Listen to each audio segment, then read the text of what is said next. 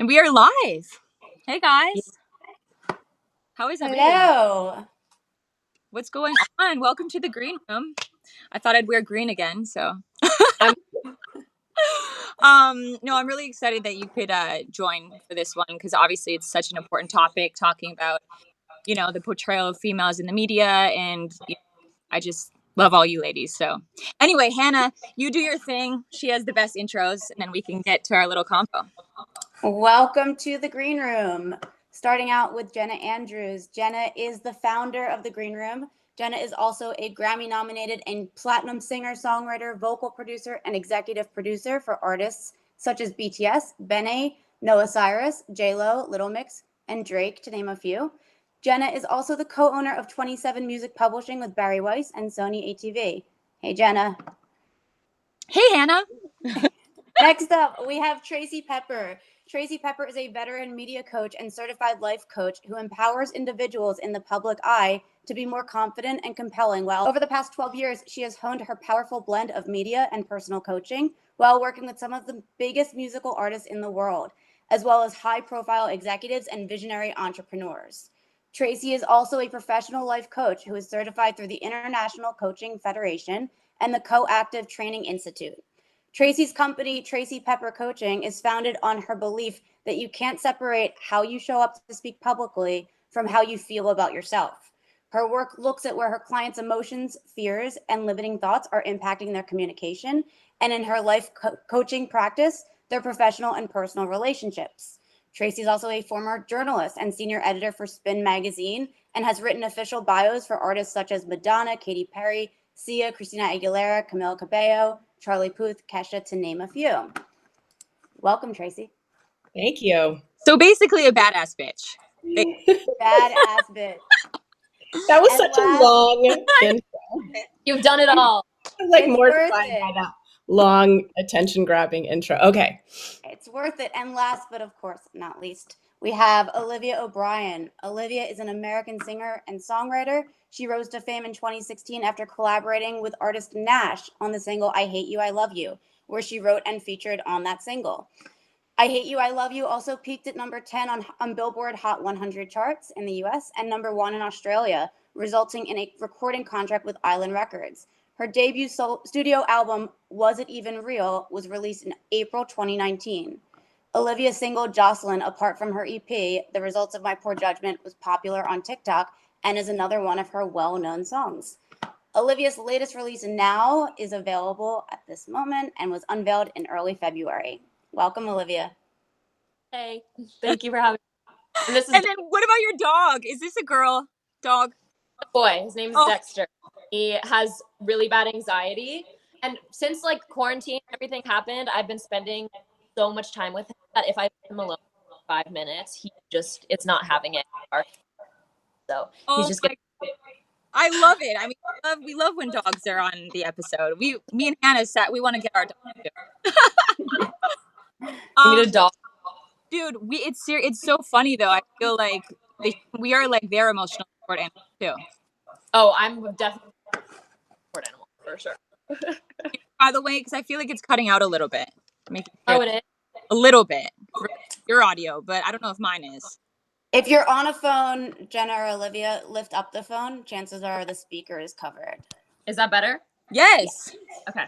Oh, wow, Hannah. I love it. The advice.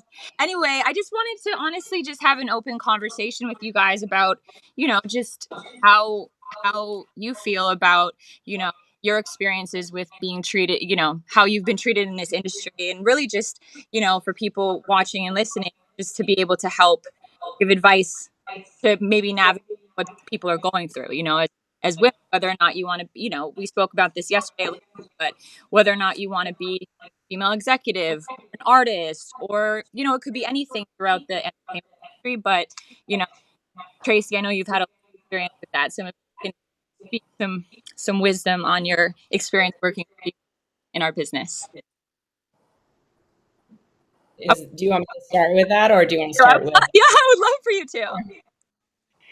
Well, yeah, I mean, I'm not a musician, but I've been a music journalist since I was a teenager.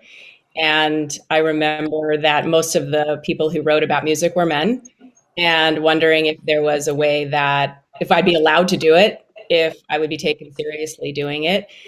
In the mid 80s, Spin magazine came out, and I saw my first opportunity to write about alternative music. And I had a dream that I wanted to be an editor there eventually. And um, that came true. So, I mean, being able to write about music was always my desire. When I graduated from college, I lived in Boston, and all of the music journalists that were high profile in Boston were all men. And I remember thinking, is there going to be a place for me? I was 22, and I ended up going to Europe to write about music, because to Glasgow, Scotland, where there were a lot of bands that I loved, because there they didn't seem to care. They're just like, you're exotic because you're American. So it didn't matter that I was female, I guess.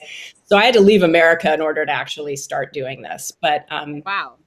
and just being taken seriously as a female journalist. But that's changed. I mean, there are a lot of amazing female journalists who are inspirations and mentors for me. And when I was at Spin, the editor in chief was a woman named Sia Michael, who's brilliant, and managing editor was female. Like, a lot of us were female, and it was a very positive and great environment. Did you find, like, when you first started and stuff, like, was that a thought process going into it? Like, oh, I'm a female journalist, like, this is going to be challenging? Or was it once you started to pursue it when you felt that that was a challenge? That's a good question. I thought about it more about breaking in, but once I was in, I didn't think about it that much. And one of the reasons is I give a lot of credit to a lot of the male subjects that I interviewed.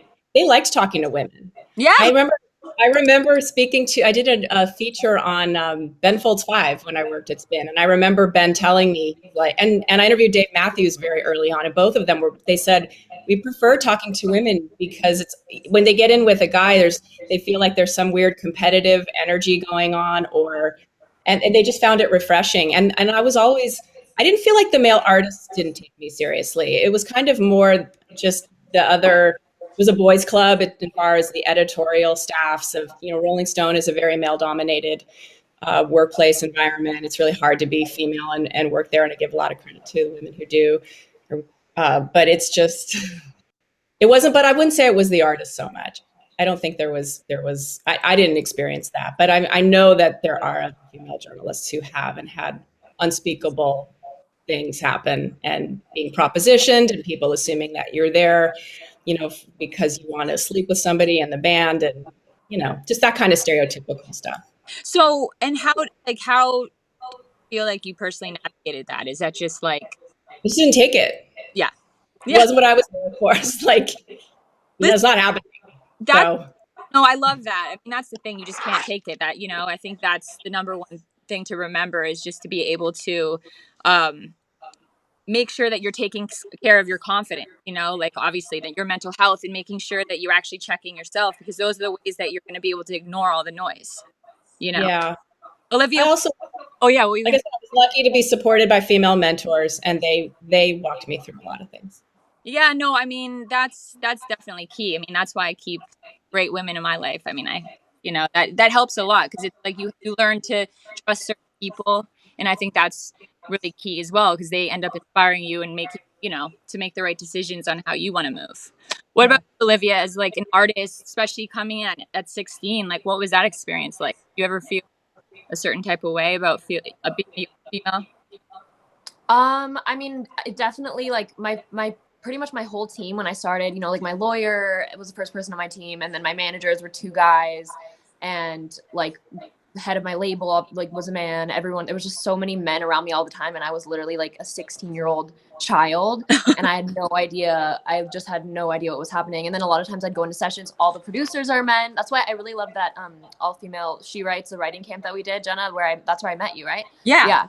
That was so nice, because it was just all women there. There were female producers, which is so rare. And now whenever I'm in a writing session, like, I always ask if there's going to be a writer there. I always ask for a female writer, just because I feel more comfortable, and I just get along with women. We relate to the same things when we're writing, and it's what I like to do. But it took me a while to even, like, be comfortable asking for that. I just kind of had, and because I was also really young, I was, you know, insecure and I didn't know what was happening and I didn't understand the music industry at all. I was literally a high schooler that was like, oh, I guess I'm making music now. So I was very, very lost for a while. But I think finding a lot of, you know, writers or like my A&R is a woman and my day-to-day manager is a woman, and just having them as if I felt uncomfortable talking to, you know, one of my male managers about something, I would go to them, and just having that around me really, really helped me personally. I also, my mom is like the biggest feminist in the entire world, and always just that's been how I was raised. So I feel like that helped me not get too intimidated and kind of stand up for myself when I need to. So, I mean, the thing is, like, do you feel like, especially being 16, was that confusing? Like I know for me, when I first got signed to, you know, Island Def Jam, and like there was a lot of men, even more than now, because then it was just like I mean, I don't even know that I worked with one woman, you know, but I remember like being a young artist coming into like this place in your career, which is like you're kind of like, what is it, like a deer in headlights a little bit, because you don't really know how yeah. the industry works, so it's a little bit like you almost feel the pressure to not like be objectified in a way, but kind of, you know what I mean? Like it almost feels like if you don't, then it makes you nervous that you might lose an opportunity. Like if you feel weird, it's almost like you can't stand up for yourself a little bit. Not anymore, but I did feel like that in the beginning, because then you feel Yeah. like, oh, if I stand up to, like, if I say this to a man, that mean that they're going to take this opportunity away. I don't know if you've ever experienced. Yeah, and also I feel like people, especially with female artists, anyone, men, women, anyone that's working in the industry is just, it's, people are more inclined to critique like your appearance and how you present yourself versus like male artists don't really get that as often. There's so much pressure on what we look like all the time. And I have also experienced a lot of like with social media, I feel like I always have to be pretty all the time, or I did at one point, and then I felt like I was being too pretty on the internet, because then I look like I'm trying to be an Instagram model, because all I'm doing is posting like glam photos of me with my makeup done. And then I tried to start being more natural, and then I was like, wait, but I still do like to dress up sometimes. So then, and just finding this balance of like, I don't want people to think that I'm like this kind of girl, or that I'm not pretty enough, or that I'm too glam, or that I'm too like Instagram model-y. It's just like this whole, like, you have to worry so much about how you present yourself, or like not showing too much of your body, but then like you should show some of it, and you should like wear this outfit but don't dress like, it's just so much pressure that I feel like men don't really get. And think about the amount of mental energy that you spend worrying about that. What could you be doing with those hours that you spend worrying, and putting that into a creative pursuit? You could have written a song in the amount of time it took for you to worry about whether or not you were looking too pretty or not pretty enough or too glam in that time. That's to me is the thing we don't talk about, is the cost to women economically, financially, creatively around that kind of behavior. Yeah, and I've also seen really talented women kind of have their talent like almost overlooked by people caring more about what they look like than what they have to say, or their music, and that always makes me really, really sad. No, that means like it just one experience I I remember somebody at my label was like, "Oh, you should get a job." I actually was like, "Oh yeah, like okay." I mean, that's not even weird. That shit happens all the time, but it's just like it's so crazy, because ever since that happened, it's like then it's like, of course you look at your nose and you're like, "Oh my god, something wrong." You know what I mean? I think, but I'm kind like, but to spin it in a way that's positive for me, I think had that not happened, I definitely don't think that I would be where I'm at today, and able to achieve the things that I've been able to achieve, just because it's like I think that if you don't go through that shit and have hardships just like anything else, you don't, it's kind of, I mean, these things you have to take as a, you know, a positive thing, if that makes sense. Like I feel like you just look at that and then you're like stronger for the next time something like that happens. Plus now I feel like I get to work with a lot of females, a lot of like young developing females, that I feel like I can help them the way that I wish that I had, you know. And I think maybe sometimes I'm like, shit, was that my purpose, you know? Jenna, do you think it's changed? Because I think one important thing to look at is you've experienced it, and now you're working with younger artists. Like, do you think your experience is that paving the way in some way for younger artists to perhaps not have to deal with it to the same intensity that you had to? I mean, I would hope to think so. Definitely the ones that are in my life, just because I think hopefully they wouldn't have experienced what I had to, just because it's like by the nature of having like an older sister sort of by their side, just because I think then you're like Olivia said, kind of like blocking all the shit that the guys can say and they don't even need to know about it. I can know about it, but I wouldn't have to tell them. You know what I mean? So I think that, yeah, I mean, this is kind of part of the reason why I like to do the green room too, is because I feel like, I think it's good to expose these things and have people know that it happens to everyone to some extent. You know what I mean? But it doesn't mean that it has to like make you feel like you have no self-worth or like all that type of thing. It doesn't have to take you down, is what I'm saying. You know what I mean? So And shining a light on it and discussing it openly is important, because that if you have a young artist who maybe she's in a writer's room and she's being diminished in some way and she's thinking that she did something to create that environment, she's blaming herself.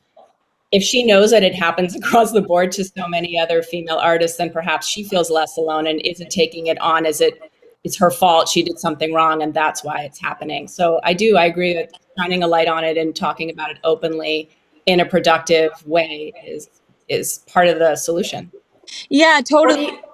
What do you see as the solution being for this kind of scenario? Like, Jenna, when you talk to young artists that you're working with, what is the solution?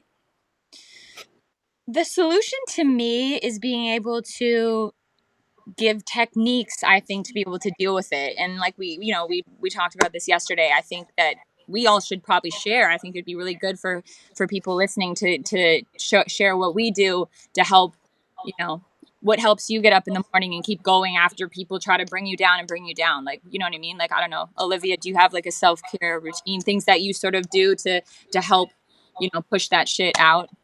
Well, I think for me, I mean, what I would have wanted also when I was younger and just starting is just having an open dialogue with people. And that's why I like on social media, I like to share whenever I'm going through stuff. And like, I did get a nose job. Like I was the person that like did all that when I first started. I thought I was so ugly and I was so insecure about all these things. And I tried to fix myself and hide myself. And it was just really hard for me. And I never really talked to people about it. And then once I started being open about it and talking to people about it, other people came to me and were like, oh, I went through this thing and I went through this thing.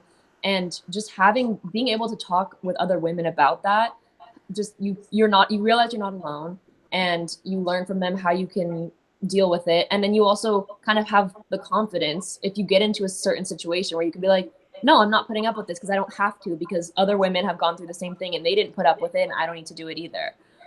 So I think that's a solution. I think that would be great if everyone just starts talking about things and having conversations with each other. But as far as like self-care things, when I do go through stuff, I just literally have to sit alone and turn my phone off and like meditate, because social media is so crazy, and my phone, like I have anxiety, so I'll just go nuts if I am looking at anything. Like I just need to like be alone and like watch something on TV and just not think about stuff. No, I mean, listen, that's how I am too. I feel like sometimes you just have to like listen to your body. And I think those things are really hard to do in an industry like we have, because it just never stops. So it's just like you really have to have the discipline to be able to stop and be like, okay, I need a second to like collect myself.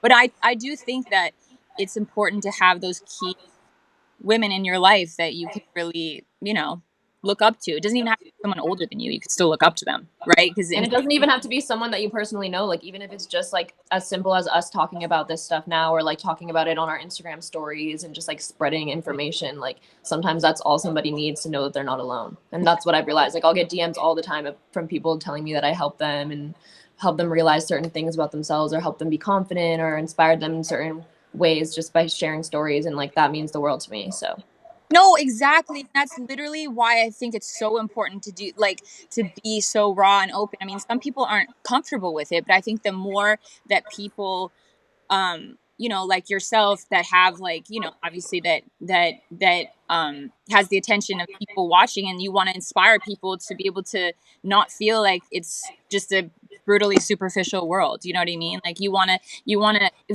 if they're listening to you talk about that you got a nose job and you've been so open, how do you think it's going to make a 14-year-old in high school feel? You know what I mean? Like, that's so cool. Somebody that listens to your music be like, oh my God, it makes me feel like maybe I'm prettier than I thought I was. You know what I mean? Like, no, but like, yeah. No, I know what you mean.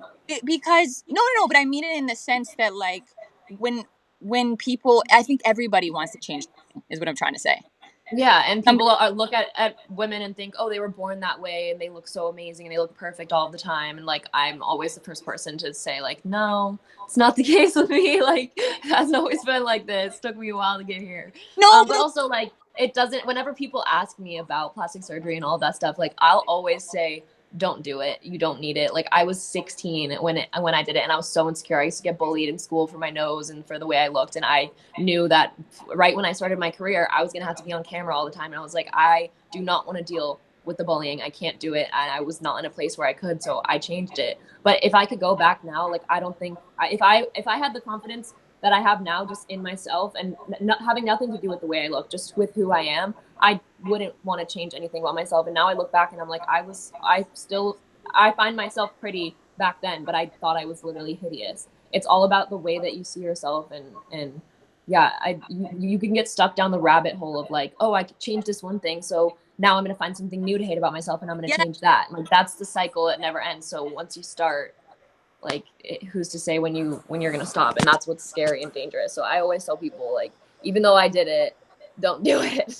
No, but that's what I meant about when they would hear your story, is because it would just mean that like if they look at you and they're like, oh, she's so pretty, and like she even thought that because like you were really pretty. I mean, I've seen pictures of you when you were like, you've always been pretty. It's just like, that's what I'm saying. People don't see themselves right. And I had it too. I was severely bullied in high school, and like it stays with you, it's ingrained with you forever. Once you're bullied in that like formative part of your life, I feel like that never goes away.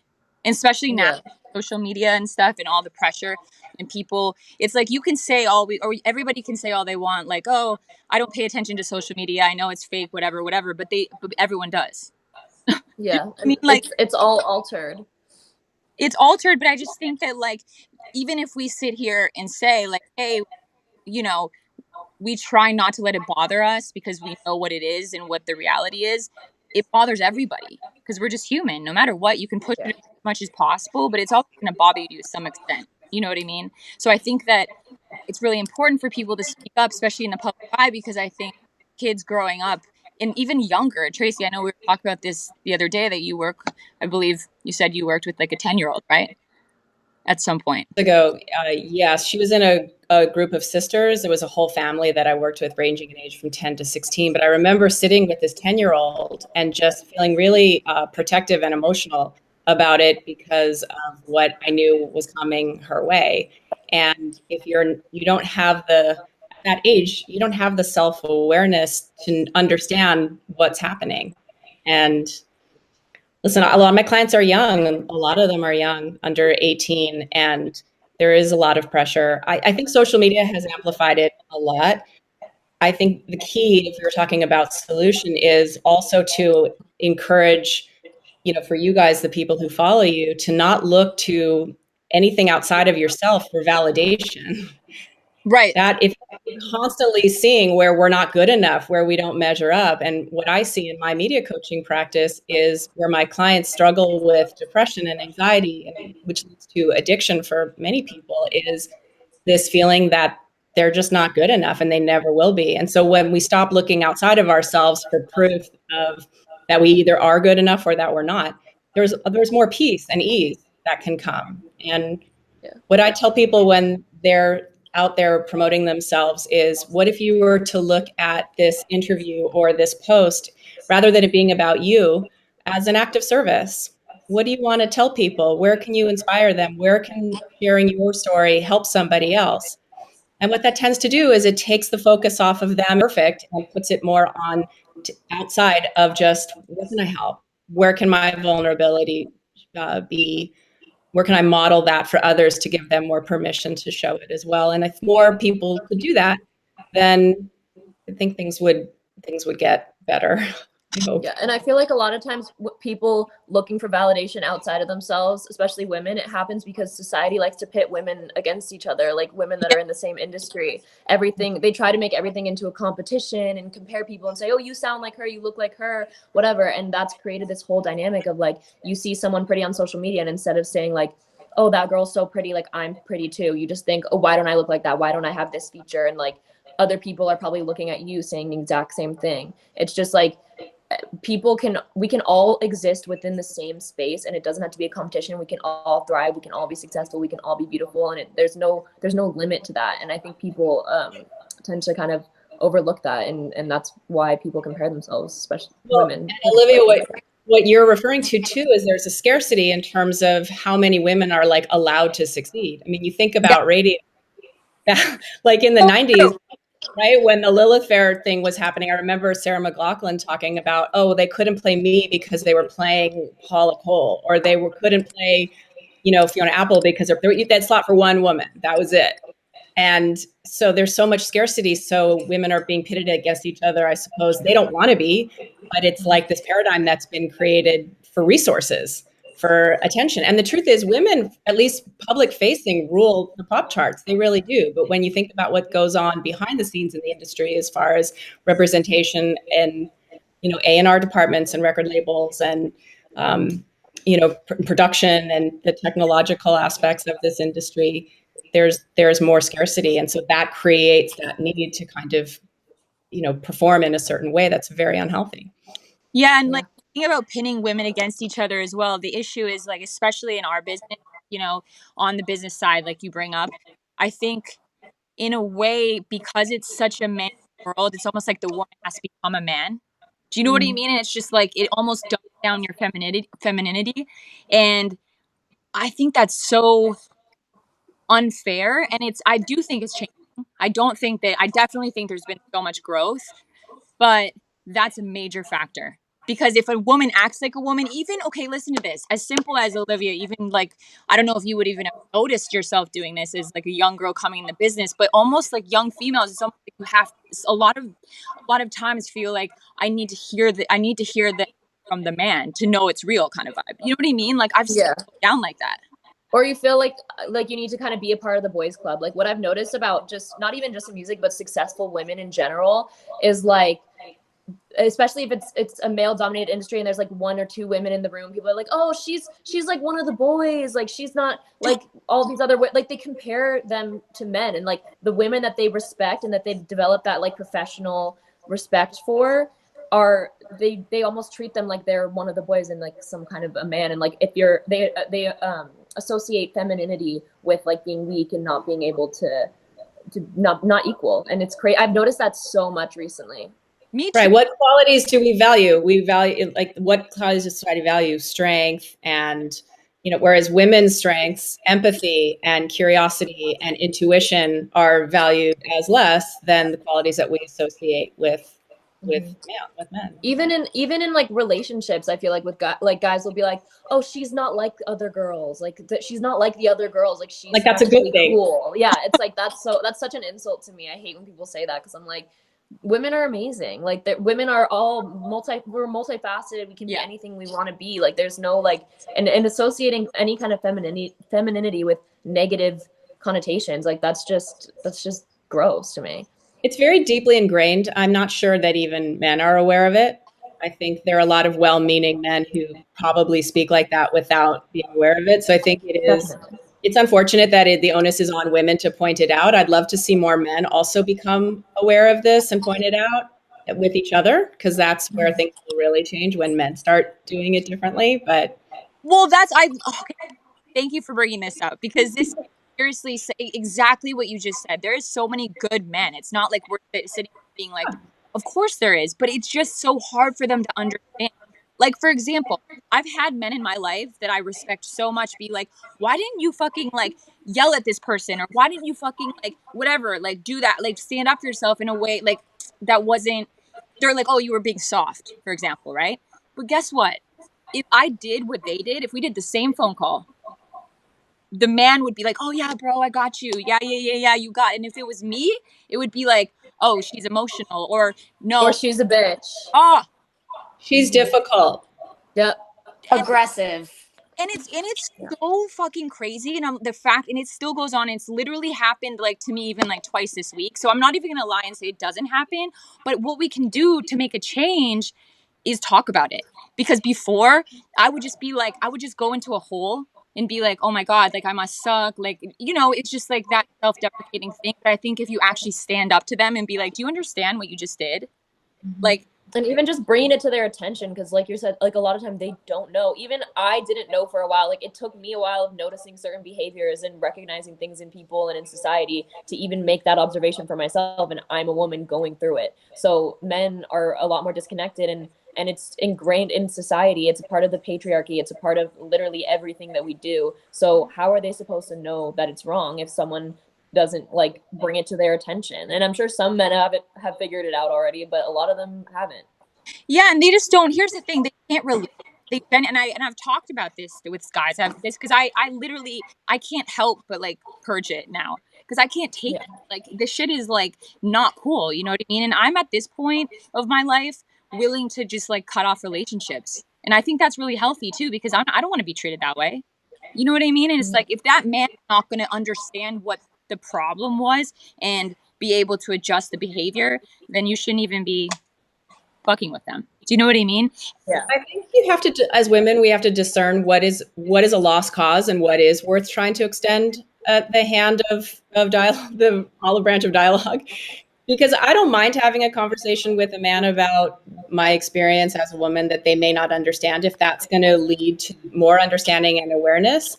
But that's not always if they're just going to ridicule me or act as if my own lived experience isn't valid, then I'm not really here for that conversation. Yeah, it's like talking to a brick wall. It's like arguing with like someone on the internet who's already decided that they don't agree with you and that they hate everything that you're saying. Like sometimes I'll get in battles with internet trolls about, you know, whatever political differences or like social justice things, and I'm just like, there's no point in me speaking to this person when they've already decided that they don't like me and I'm wrong and I'm never going to change their mind. Right. So yeah, you have to pick and choose like what kind of conversation is going to be productive and like who is going to be willing to have that productive conversation with you. Otherwise it's just going to be frustrating. Well, it's too much work for you to do it. That's not your job. Yeah, exactly. I have a question for you, Olivia. I mean, this has happened to me so many times, especially as like a female songwriter producer, but like my worst pet peeve is when you're in a studio with all guys and you say an idea and everyone's like, oh yeah, it's almost like that's cute. It's like, what? Like, no, the idea is way better than all you got. Like, it's not even like I'm flexing because like I'm always down if my idea is not as good, but if it's actually good and it's like, oh yeah, like kind of like halfway ignoring you, that shit, I can't deal with that. Yeah. If I'm like in a good mood, in a good place, and I'm like feeling secure about my idea and I really like it, I'll be like, no, I like this and we're doing it. But if I'm having a bad day or an off day or something's happening in my brain and I'm in a room with all guys and they're saying that, then I'm like, okay. And then I'll like get in a bad mood and like not want to write a song. And it's like, it can totally affect everything. But I'm getting better at that with just being like, no, I like this and like, let's do it. And just saying things and trying to, you know, trying to take constructive criticism and not like take it to heart also, because sometimes they are right. Do you feel, no, of course, I mean sometimes they are right, but I do think that like that's also part of that dynamic between like guys and a girl. It's almost like it's girls are expected to have a certain element of femininity, which I'm support and I love, but it's also like makes you less of a bro. So it's like it's like a hard thing. Like how do you get the respect? Like you are a bro with it still keeping much needed femininity, because that's obviously it's amazing being a woman, you know, especially in music, because we're emotional, you know what I mean, and that's a great thing when it comes. And we can bring something to a session that a lot of guys can't. But I also think it's important to align yourselves with the male allies of the music industry, the people that are pushing that message forward on behalf of women and knowing the strengths that they identify with, and then let them also fight the fight. And that's what I tell my crew most of the time. Were you always able to identify with it, Olivia? Like when that would happen in sessions and stuff with guys, would you just be like, oh yeah, like they must just not like my idea? Or at some point did it click and be like, oh, did you feel like it became like an actual sexist thing? Like did you ever, because I feel like that took me a second to like recognize. Well, You know? I mean, I definitely, like I said, I was really, really insecure for the beginning, like 4 years of my career, like up until maybe like a year and a half ago is when I really started like being more confident in my songwriting. Maybe like 2 years it was when I started, but um, back like when I was a teenager and I was in sessions, if a guy didn't like my idea, like I would just give up and be so insecure and think it sucked no matter what. And so I don't even think I thought of it as like any issue other than like, oh, I suck and I'm stupid and I don't know what I'm talking about and I'm not good at writing songs. And now I don't immediately go to those thoughts anymore, and I'm able to, rationalize with myself and say, well, is this a good idea? And if it is, then I'll push for it. And I won't. And if I really want to do something at the end of the day, if it's a session, especially if it's a session for me, I'm like, this is my song. I can do whatever I want. If you don't like it, it's going to be good anyway. And when I push for that, they usually end up liking it. So let me ask you this, for anybody listening to this, if you're as a young artist, right, like a brand, let's say like 15, 16, and you were in a position where you went and worked in a studio and you were hit on and a guy was inappropriate, what advice would you give to a new artist that didn't know how to navigate that situation? Like, I think that's really, really important to address, because I think it's really difficult for people that have no idea how this industry works to be able to actually, and especially when you're young, like, how do you deal with that, right? So I'd be curious from your perspective if you have any advice. I mean, that's a hard one. I think you just have to know, like, what's right and what's wrong and like what's inappropriate behavior and what makes you uncomfortable, and listen to how you're feeling about the way that people are acting towards you. And if something makes you uncomfortable, you have to not be afraid to say something or just leave. Like, you can leave. Like, you don't have to stay in situations that make you uncomfortable. And that's the great part about sessions. If you want to leave, you can just say, I need to go, and you could just fucking leave. So that's my advice. But like, for example, like the thing that makes it challenging, right? And I'm saying this from my own personal experience too, and I can imagine the many girls that go through this. It's like, imagine the producer that you've always looked up to. This is like all the music you've listened to, and you're finally working with them. This happens. Yeah. I mean, that's the whole thing, right? It's an abuse of power. That's what all of these men are doing all the time, and like they get a certain level of power, and they feel like they can do whatever they want, because then the person feels like, oh well, I'll be blackballed in the industry if I don't do this, or if I speak out against him or whatever. But at the end of the day, I think society is progressing in a positive direction as far as like supporting women and like not letting this stuff fly anymore. So we're in a great place to like say stuff and not have to succumb to that behavior and treatment anymore. I don't know. It's really tough, but you also have to remind yourself that if someone is acting like that, they're not a good person. And no matter how powerful they are or who they are, like, you just have to be like, nah, fuck this person. Like, I don't care that if they have power, like that's never okay, no matter who they are. And you have to remind yourself that, and never make excuses for people. And this is one positive thing about social media, I will say, and I just had an idea right now in terms of making change and stuff, in regards to like, bringing it back to mental health or whatever it is. It's like, if you're going through that as a kid and you want to DM me, you want to DM Olivia, it's like, Tracy, you know what I mean? People, women in our business just do that. Hey, like, be open about it. It's not so weird anymore. Just be like, this is happening to me. Did this ever happen to you? Like, you can actually reach out, because I know that I definitely would answer. And I have, obviously the Jed Foundation has many amazing therapists there, and there's so many things that I think now there's a lot more resources, but I think that if you don't reach out or ask the question, you're not going to be able to have the help. But I do think that I'm always, that's literally what I'm trying to achieve. I would love to be able to guide the next generation through this. So, and that's the only way it gets better, right? Because we can talk about it, but Tracy, like you were saying yesterday, it's like, we really need to, the whole point is progressing and making solutions, not just talking about it and being like, oh, this happened. It's like, yeah, they happen, but these are ways that we can actually, because, the more people that can get through it, the better it's just going to get, right? I mean, that's the only way to change it. Well, I want to follow up on what Olivia is saying as well, in terms of doing a gut check. If something feels wrong to you, it probably is. Mm-hmm. And it's hard. First of all, if you're 15, that's a hard no. I don't care what's going on. It's just a no. If you're under 18, But even if you're not, if you're still a young woman and someone is behaving in a way that makes you feel uncomfortable, then, knowing that you have the ability to leave the room or to shut it down in some way. My concern is that places a lot of onus on the individual who may not know it's happening in the time. I know that the times what my clients have described to me when they've been in situations that they felt uncomfortable or compromised, they didn't understand what was happening in the moment. They were so shocked that it was happening that it was almost like they were having a dissociative experience. And then when they got out of the room later on, and they felt really upset, and they thought, wow, that was inappropriate. But it doesn't, you're so shocked when it's happening to you that you don't know what you're seeing. Yeah. So sometimes that's why women take longer to report even sexual assault or abuse, because they're not really understanding it in the moment. So I think there has to be, can we support women around what is appropriate and what's not? And also like empower them to understand, if you don't feel comfortable, that's enough. Well, yeah, you don't need any more reason than that. You don't. How far does someone have to push it for you to think it's okay for you to not feel good about it? And I think like every woman has an experience where they realize later, like, wait, that was like totally inappropriate. That's something that I've been dealing with a lot, especially now that I'm 21.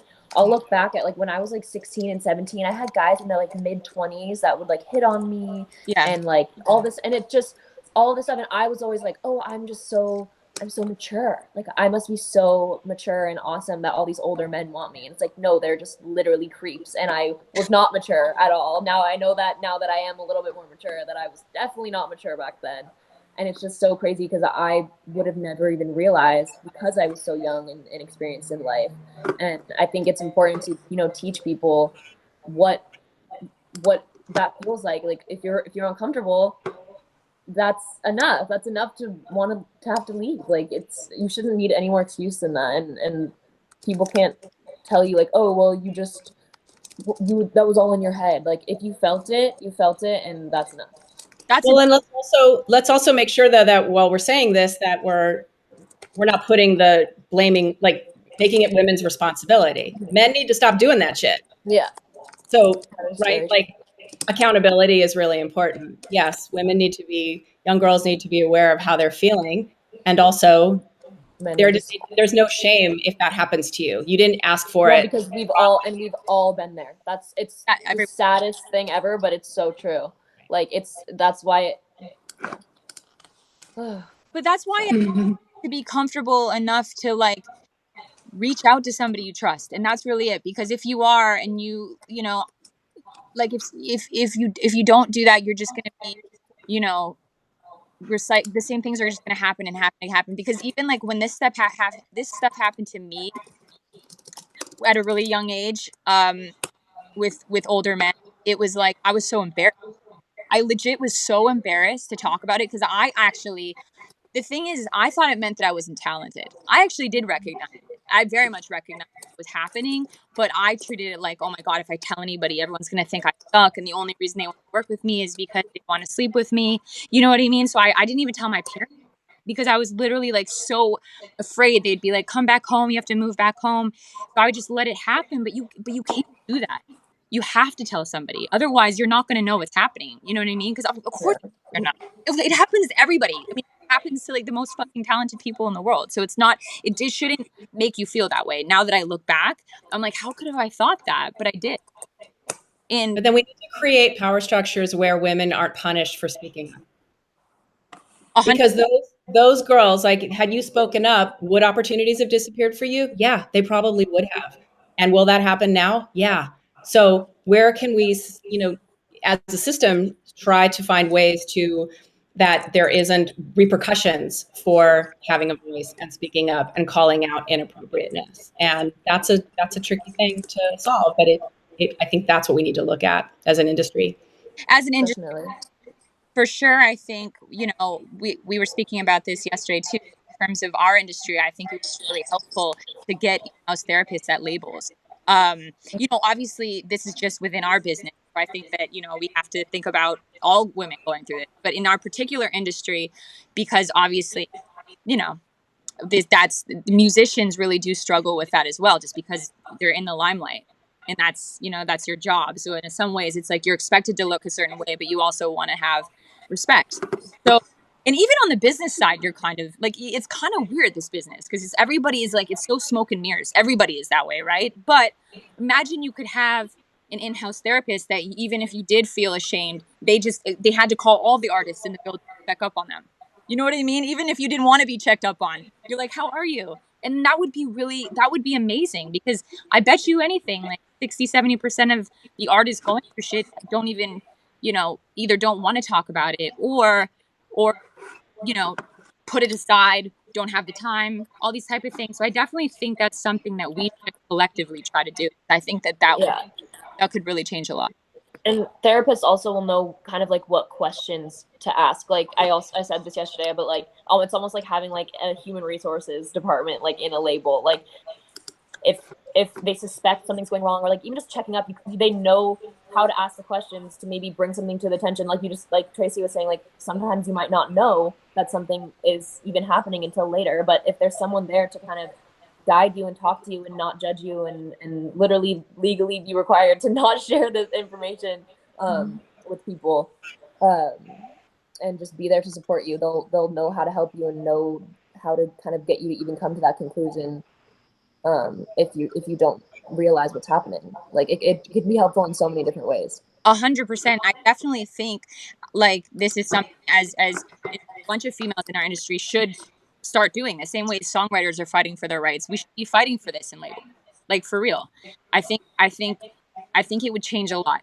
I really do. So that's something we should do all the time. But I definitely. I see it already in my life coaching practice. I'm not a therapist, but I'm a certified coach, and I deal with emotions and feelings and the beliefs and stories that we tell ourselves. In this respect, it's about how they're preventing you from communicating with confidence. But what ends up happening in a lot of the sessions is artists, male and female, tell me about insecurities and fears and doubts that they're having. And I'm equipped and have the tools to help them work through those things. And it's in a context of clearing it so they can show up and speak publicly. But I think a lot of times what they tell me is it helped them in other areas of their life to speak up and to have more greater, deeper connections with just the relationships in their life. So I wanted to ask you a quick question. I know that we're running out of time, but I was, as a media trainer, what do you suggest? Like, I know a lot of artists that have been in really weird positions with like radio people. Like, what do you interview? You know what I mean? When that happens, what do you, as a media trainer, if that happens in the moment in an interview, like, what are some, you know, tools? Do you mean when they're on the air or behind the scenes? Either. It's really tricky on the air, isn't it? Well, that's why I was like, I need to ask her this before, because this is, you know, because that's a really crazy situation, Olivia. I don't know if that's happened to you before, but if this is on the air and public people are listening, it happens, like, how do you deal with that? So what I say is you set your own boundaries. Right.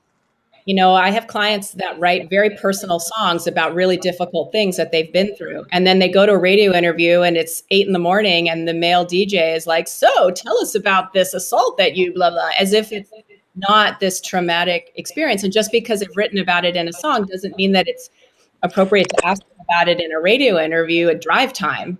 So I always tell them, you can say, if something is tough to talk about, you can call it out and say it. That shows your own humanity and your own vulnerability. Like, you know I write about it in my songs, but that's a pretty tough thing to talk about at 7 a.m. before people have had their coffee on the radio. Like, just setting your own boundaries in the moment. I think that instills confidence in the audience towards you and it doesn't stop the interview completely. The DJ might be a little flustered by it, but maybe he shouldn't have asked that question in the first place.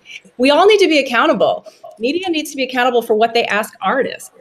You know, don't ask them shitty stuff and stop doing it. And artists also can have boundaries and decide what works for them and what doesn't. And if something doesn't work for them, call it out. No, but I mean more like if you're being hit during the interview. Oh, yeah, like I was saying, like those situations, because how you're literally in the interview. What are you how do you react? I always think from a media. It's like, that would be shocking. I mean, but I don't know. Has that happened to you? I don't know if I've heard about anything like overtly like that. No, I've never been like hit on or anything like that. There's definitely been moments where I've been like, okay, that was weird, but nothing like crazy. I think it happens after, Jenna, Right. I think that female artists doing radio tours and having to go to promo and they might be dealing with unwanted attention after. It'd be pretty bold to hit on someone in the middle of a radio interview with thousands of people listening. Well, no, but also what I'm saying is the promo aspect is like when you're trying to get your song. That's literally what I'm trying to say. Well, and this is what's sexist about it. That happening is preventing you from doing your job. All women are trying to do is do their job and make money and make a lifestyle for themselves without having to deal with this in the way. It's crazy that we have to teach women how to deal with this stuff because it happens, and no matter what we do, I feel like men just aren't going to stop. It's just so frustrating. I mean, they'll stop when they're hit economically by it. Yeah, they will. I feel like the way that they will stop is, I mean, there's only make so many changes, right? Like we can't say it's going to happen overnight, but I do think that it's going to take a while. And we help other females, like that's a big thing. We actually need to, instead of like turning on each other, we actually need to like help each other, because it's like it doesn't help anybody to be like, oh, I'm so jealous of you, or like, is it like all the things that females feel about each other kind of thing that doesn't really, it doesn't even help you, is what I'm saying. Like it help me to be jealous. Like what is it doing for me?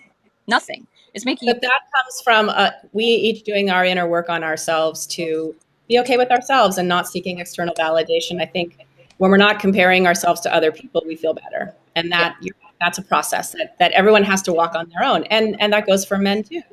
Yeah, insecurity is something that will never ever benefit you. It is the most useless feeling and emotion. That's what I've realized over the past couple of years. That's really helped me. Is I'll just think about that. Like I am in this body. This is me. This is who I am. All of my experiences in the past, I cannot change.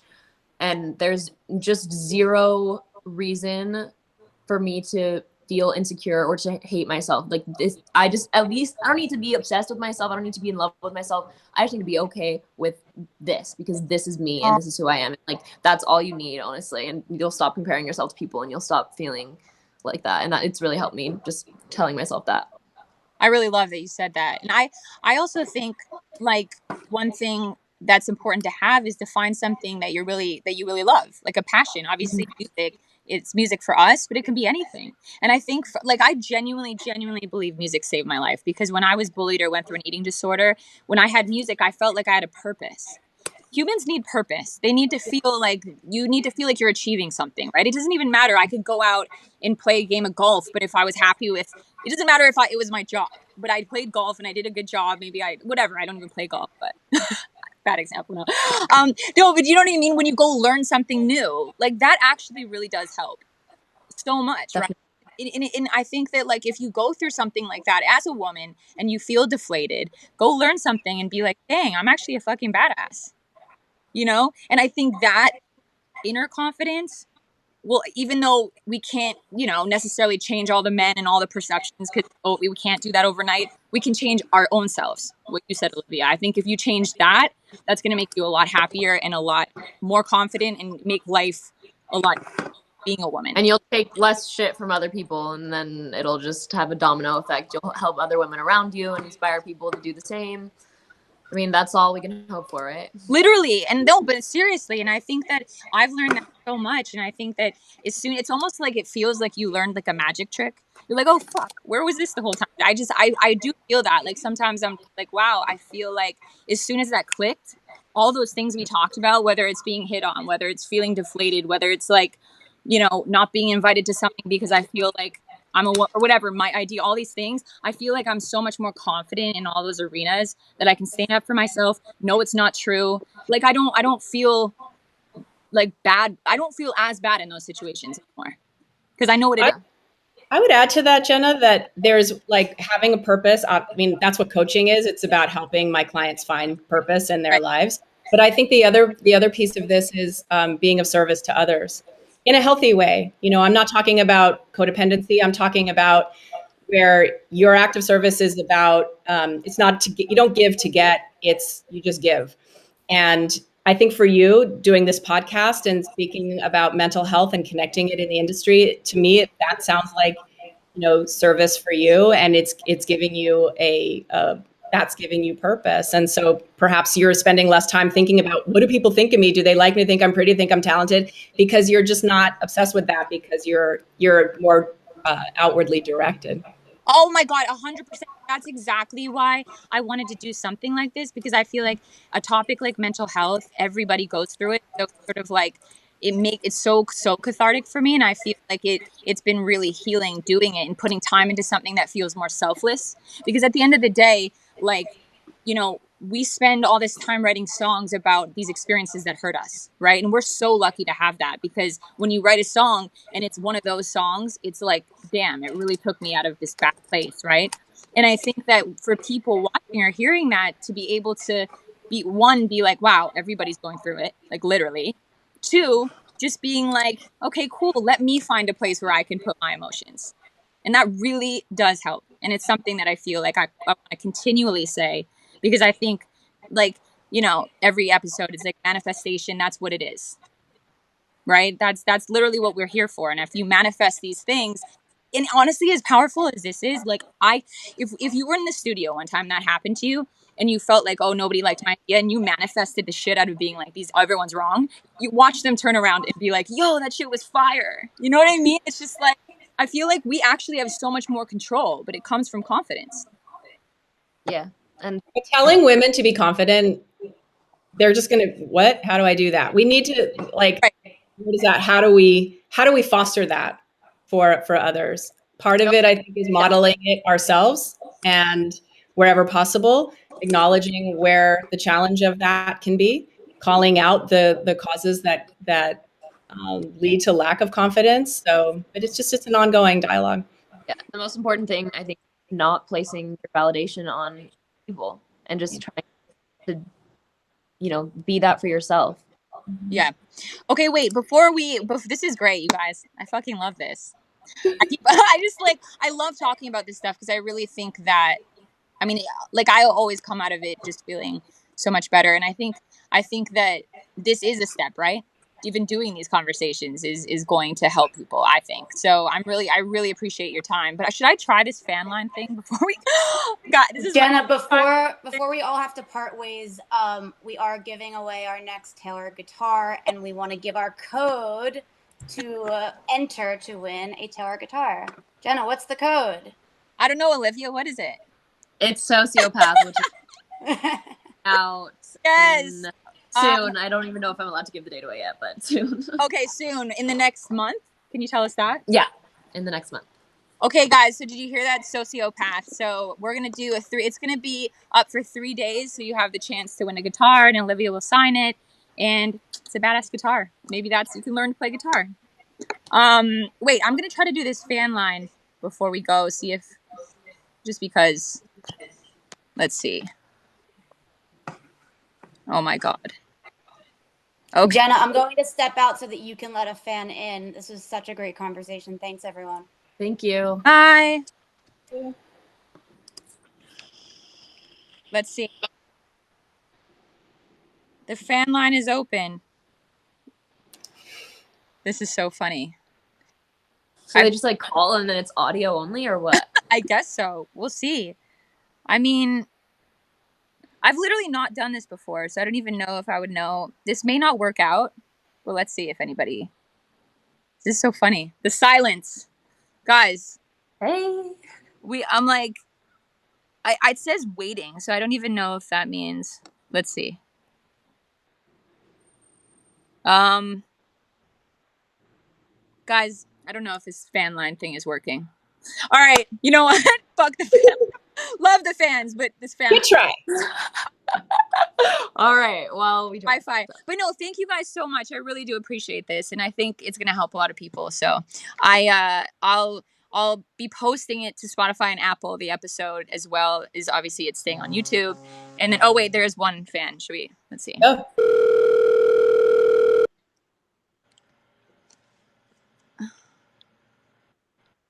Wait. Hello?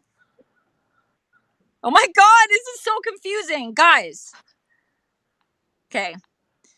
It says they're on. Hello? Hello? Wait. I was trying to figure this out. Like, it's so funny. I don't even. Can you do it from yours? No, but I'm just like, I don't even know what's happening. Is this still live? It is live. Hello? Why this is becoming. Oh, hey! Hello? I heard something. Oh. Hi. Hi. What's your name? Emily? Hey, Emily. How are you? I'm good. How are you guys? Good. Did you watch the whole episode? Yeah. So, do you have any questions, or how did it resonate with you? It's just like crazy to like see like your experiences. Like how did it like affect like Olivia, how did it affect you being so young, like and everything? Like dealing with those situations with those men and everything. I mean, I just feel like I had to kind of learn a lot of lessons for myself and just had to kind of grow up. But it was really helpful for me to have like role models and people that I could lean on and talk to about things.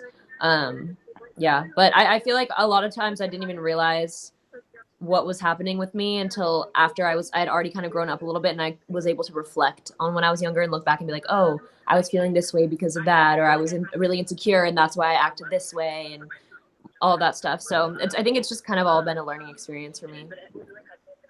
Emily, are you an artist? How was it?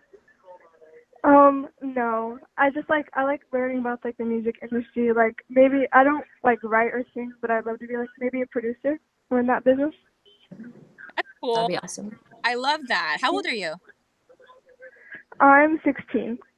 Cool. So do you feel with any of the stuff that we talked about, or did you, as like in high school, do you feel like that stuff happens? Yeah, it happens a lot, especially like in everyday life. Like women are always like put down and men like are dominant, and like sexism happens everywhere, and it's just really sad. How do you and your friends deal with it? Like you guys have said, like we kind of like realize our place and like how like we shouldn't let men overpower us. Like we are equal to them. Well, I really appreciate you being so honest, and you can always reach out to me, DM me if you ever have any questions, and I really appreciate you calling in. Okay. Before I go, Olivia, I just want to say thank you for being such a good inspiration. Like you've influenced me so much. You've been a big part of my life. Thank you so much. I'm glad I could help you out. Okay, bye, Emily. Have a good day. Bye. All right. Maybe I think I have time for one more. Let's.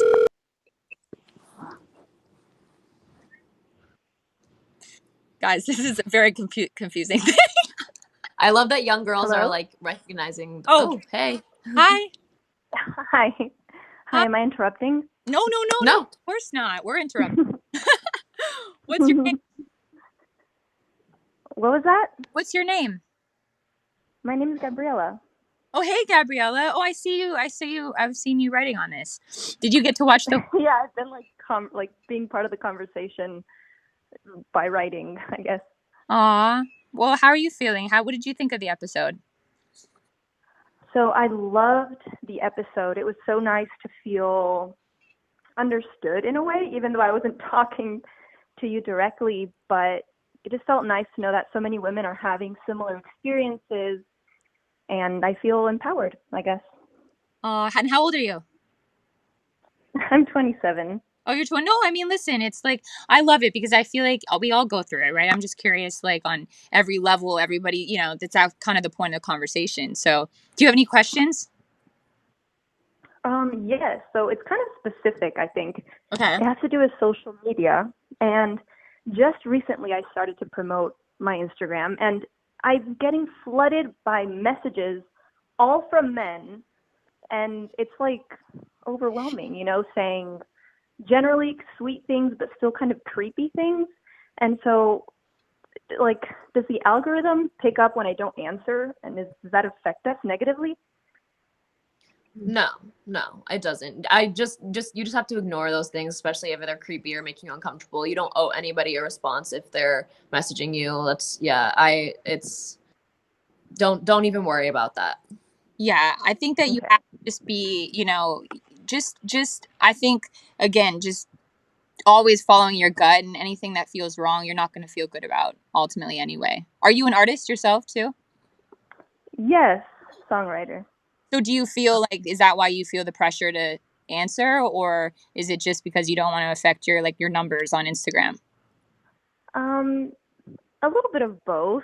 Just kind of be able to balance knowing what's the smart business move, but also like, because I know what feels right, but so then balancing between what feels right and then, like the business part of it, Well, yeah, that's like literally what I was exactly saying, is that it's hard, and I understand that, like, if you have somebody reach out to you and they are a creep, but you also think, oh, could this be a good opportunity? But if it's creepy, it's not a good opportunity, like straight up. And I will tell you that from like many experiences. It's really never going to be, because at the end of the day, you're going to find the producer, whoever is going to reach out, or, doesn't, that you're going to end up working with and have the most chemistry with, will end up treating you with respect. And you won't have, it doesn't even have to be the biggest producer. It could just be your friend or your homie. You'll feel great about it, and you'll make the best music that way. I think the most important thing is just to use your best judgment and trust your gut. Yeah, definitely. Thank you for saying that. It's so encouraging. It's like simple to say and hear, but you saying it to me is so meaningful. So thank you. Well, thank you for calling in. All right. Thank you. Thank you so much. Bye. This is what I'm talking about. All she's trying to do is promote her music like anyone on social media, and she has to deal with a raft of that. You have to like swim through all of that, and that's where I get really just ugh. I know, so frustrating. By the way, that's the best clip of I just get I love it. So mad because again, this is impacting women's livelihood. These are like misogyny is it's economic. It's not only people think it's about sex. It's not. It's about power, and it's about women being able to make a living and have the same economic opportunities as men. And when all she's trying to do is promote her music and use this social media platform, but she has to wade through all of this crap in order to do it, that's time wasted that could be taken away, that she could be doing something creative or that supports her business. So these are really small things, but they add up and they matter. And I want to thank her for calling in and shining a light on that. It's really important. And I just want to reiterate too that, I always say, like, I'd rather write with my friend that doesn't even do music just to get inspiration, like conversationally, than go to like a big producer that I feel like isn't going to treat me with respect. So that is always going to be something that you have to think about. And always, it's hard to say no, but say no, because you're going to. Yeah. Big names don't always mean that they're good either. What did you say? I said big names don't always mean that they're good either. I've realized that also. Exactly. All right, let's take one more and then we're going to go, because let's do this. Then go to like a big producer that I feel like is going to treat me with respect. So that is always going to be something that that's weird. Is that you? And always, it's hard to say no, but say no, because you're going to. Yeah. Big names don't always mean that they're good. What is happening? What did you say? The big names don't always mean that they're good either. I've realized that. God, this is creepy. Exactly. All right, let's take one more and then we're gonna go, because let's do this. Oh, it's replaying our conversation. Then go to like a big producer. Guys, I think it's leave. That's a sign. Okay, no, but you guys are amazing. And once again, the code is sociopath for the guitar. So I'm gonna post that today. And thank you guys so much. You guys are the best. This has been really fun. Also, like, love this rodeo vibe. It's kind of cute. Love it. All right, guys, have a good day, and remember just to reach out and trust your gut, and don't be afraid to say something. I think that if we said anything in this conversation, I think take that away from today. So, all right, guys.